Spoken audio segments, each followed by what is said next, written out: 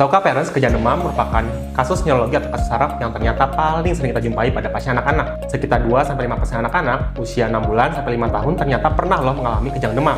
Oleh karena itu, yuk sama-sama kita bahas pembahasan mengenai kejang demam pada anak. Healthy people, hi parents, saya Dr. William Surya, dokter spesialis anak di Rumah Sakit Santo Borromeus Bandung. Kejang demam merupakan bangkitan kejang yang muncul ketika seorang anak mengalami peningkatan suhu tubuh di atas 38 derajat Celcius. Umumnya, kejang demam terjadi pada anak usia 6 bulan sampai 5 tahun.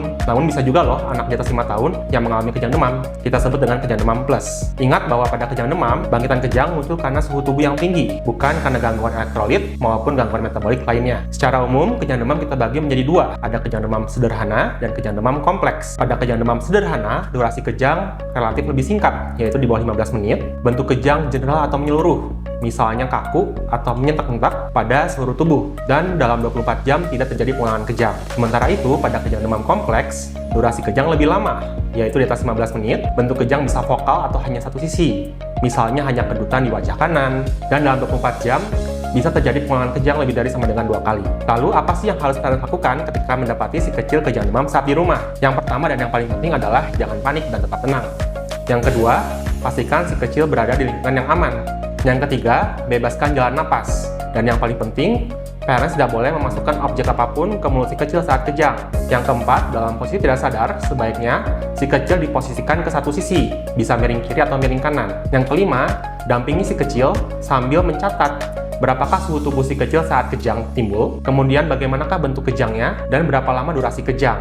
Kemudian, yang keenam, jika dalam 5 menit si kecil masih kejang, maka parents diperbolehkan untuk memberikan obat anti kejang, yaitu diazepam secara perektal atau melalui lubang dubur. Untuk anak di atas 12 kg, kita menggunakan diazepam dengan dosis 10 mg. Untuk anak yang lebih kecil, yaitu di bawah 12 kg, kita menggunakan diazepam suppositori dengan dosis 5 mg. Lalu kapan sih si kecil harus dibawa ke rumah sakit terdekat atau IGD? Yang pertama, jika setelah diberikan obat anti kejang via dubur, ternyata si kecil masih menunjukkan gejala kejang. Yang kedua, mengalami demam lebih dari 40 derajat Celcius. Yang ketiga, jika setelah kejang, si kecil menunjukkan gejala penurunan kesadaran.